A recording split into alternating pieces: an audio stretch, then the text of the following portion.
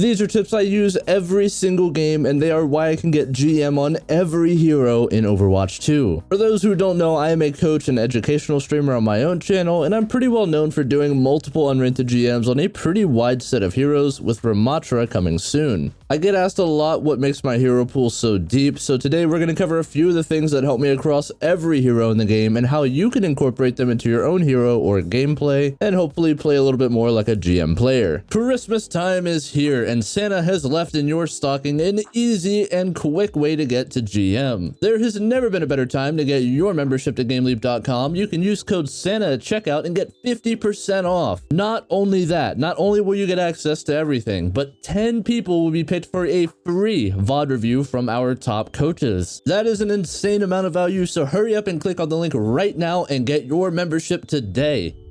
Without further ado, let's get right into the advice, starting with aim. Aim is by far the most transferable skill across every hero. Even heroes that require, quote, less aim, unquote, still benefit greatly from having good aim. A hero like Junkrat, who is known for being a spam-oriented hero and is joked about for not being very aim-driven, will become much more lethal when he is also capable of landing solid one-shot combos at close or mid-range. Practicing aim takes time and effort, but it is absolutely crucial that your aim is up to par in order to maintain flexibility and be able to push your heroes to their limits. Having good aim also helps you with other things that aren't so obvious straight away, such as being able to clear corners and spot enemies much easier when you have good mouse control for quickly checking around the map. I'll give a couple of quick tips on aiming that should help improve your aim straight away, but I want to make a point of saying that you will always find more results from having steady practice and not trying to shortcut your aim. It's a bit like working out. You'll feel good about doing it in the short term, but it really takes consistency and good form to see long-term true results. In any case, let's talk about the quick tips that will help you right away. I have two main ones that will help. So for starters, number one, when fighting an enemy who is strafing very quickly, set your crosshair in the middle of their strafe pattern and wait for them to move over it. It's easier to time this when you can see them strafing back over your crosshair than it is to try and hit a flick or predict their otherwise fast direction changes. Number two, pay attention to your target's strafing patterns. This will help you predict them much easier and allow for your shots to land much more often, even without improving your aim all that much. So obviously, as I mentioned before, if you can pick up on someone who's strafing very quickly, you can apply tip number one, where you just set your crosshair, but there are other things you can look out for that will help you predict their movement. For example, does the enemy Cassidy switch his direction every time he fires his weapon, or the Ashe for that matter? Very, very common for these two heroes to do that. And if so, you can actually time your changes in aim direction with their strafes and end up catching them moving in a predictable straight line for you. Just these two very simple tips should help you see a massive improvement in your aim, but as I said, make sure you take time to use aim drills and practice modes, because the best kind of growth is long-term growth and sustainable growth, and that is what you're going to see by using those modes, so just make sure you're practicing. The second thing I apply is being quick but efficient with ult usage on every hero. Ultimates are definitely more of a volume play than a quality play in my opinion. Having 8 ultimates over the course of a game that each get 1 to 2 kills is better than 3 ults that get 3 to 4. This becomes even more true when you learn how to push off of the advantages that you gain from them, and over time your ultimates will become better with less resources or perfect setups needed. So even if right now you're starting to get less kills per ultimate because you're using more ultimates, as you continue to do so, your ults are going to get better. You are going to be executing at a higher level and you're going to get more kills than you did before. The only way to get to this point, however, is by making sure that you're looking to both build and use your ult quickly and not get wrapped up in analysis paralysis. I tend to look at what the enemy team needs to do in order to win a fight before I plan my ultimate. Do they have a Dragon Blade, for example? Maybe my ultimate can be used to stop it. For example, a Graviton Surge, a Whole Hog, or even a well-placed Bob. Or would it be more valuable against their team comp to use my ult straight up into their backline and try to get picks quickly? Overwatch is very dynamic, so there isn't really a one-size-fits-all approach when it comes to ultimates, but figuring out what the other team's win condition is will always be an excellent start to finding more value. The third valuable thing I keep in my back pocket is knowing where each role positions. This shouldn't take a ton of studying or playing time to figure out the basics of, and it has two very major benefits. The more obvious one, of course, is that you'll know how to play heroes within a role better if you understand the general positions that the role should be playing. It'll help you understand what the role needs to accomplish and where on the various maps value can be found corresponding to that. For tank, you'll want natural cover pretty much always, some kind of corner or prop that you can hide behind in order to avoid damage intake whenever you are low or if your abilities are on cooldown. For DPS, you'll either want flank positions to get off angles on the enemy backline and avoid the tank's suppression, or you may opt instead to hold hold a high ground looking over a route that the enemies absolutely must take, such as like in Walled Second Point. On support, you may opt to play next to your DPSs if you're on backlining heroes such as Ana or Zenyatta, or you may find it more valuable to be right next to your tank on a hero like Lucio or Moira. Internalizing good positioning will help you be able to play heroes within a role much better. The unseen value in this comes from the fact that once you know how every role wants to position, you can have a much clearer idea of how a fight is going to play out far ahead of time. Those 9,000 IQ plays your favorite players make tend to be because they don't have to spend a ton of brain power reacting to a fight as it plays out and being surprised by enemy positions. When you understand the standard positioning and the strong points of a role, you know exactly who will be fighting for what space far ahead of time and can plan around it and catch enemy players off guard. As I said, it takes very little actual studying time and can get you a ton of value, so it's worth considering flexing to other roles or watching guides on other roles such as the ones we have here on our channel in order to round out your knowledge and be able to abuse the fact that you'll know the enemy's prime positioning ahead of time. To build off of that, we come to my last major thing that helps me get GM across every hero in the game: visualizing fights ahead of time before they begin. There are 4 main things that this comes down to, of varying difficulty to accurately guess, and we'll start off with the easiest: our team's ultimates. These can be easily spotted by pressing tab, and a little bit of communication will let me know who is going to be making a big play in the fight to come. If our Genji has Blade, or if our Sojourn has Overclock, if our Rein has Shatter, all of this can give me a good idea on how my teammates are going to play and how an enemy may react. For example, against a Sojourn ult, you will see the enemy team backpedaling and looking for cover quickly as they try to avoid the one-shots from the very mobile, very aggressive Sojourn. I can use this to my advantage by setting up a flank and catching them as they are backing off, or by paying attention to which targets get isolated when I'm playing DPS. Or if I'm on tank, I can use this as a cue to be more aggressive as their team will be focused on not dying to the Sojourn and may open me up to making a play of my own as a result. The second thing is our team comp. If we're on a dive comp, I can expect the enemy supports to be saving any mobility or self-peeling cooldowns to keep themselves alive against our dive, and if I'm wrong and they waste them, they'll die anyway, so no harm, no foul. This just comes down to understanding what each player on my own team can accomplish and what their heroes are best at. If we're on a spammier team, maybe I should wait to engage and let my team poke down their health and resources beforehand, giving me an upper hand when I do decide to commit. Again, pressing tab is pretty much the only thing you need to know this part aside from a little bit of general game knowledge, which should make it pretty easy. The third thing, which is really just a mirror of number 2, is enemy team comp. Knowing the enemy team comp helps in the same ways as your own,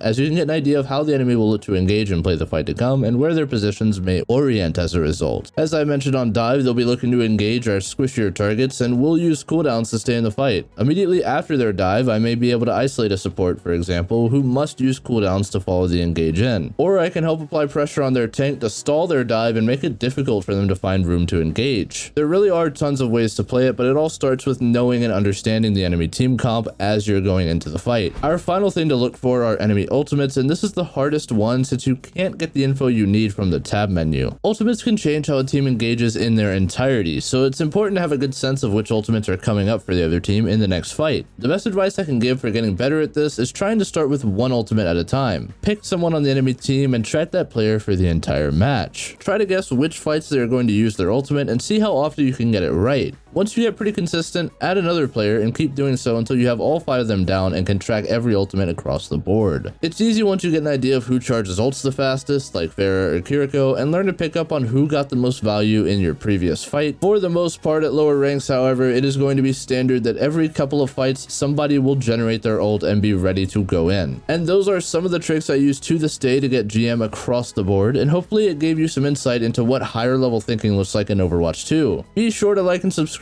for more educational content, and I will see you all in the next video. Take care and peace. Christmas time is here, and Santa has left in your stocking an easy and quick way to get to GM. There has never been a better time to get your membership to GameLeap.com. You can use code SANTA at checkout and get 50% off. Not only that, not only will you get access to everything, but 10 people will be picked for a free VOD review from our top coaches. That is an insane amount of value, so hurry up and click on the link right now and get your membership today.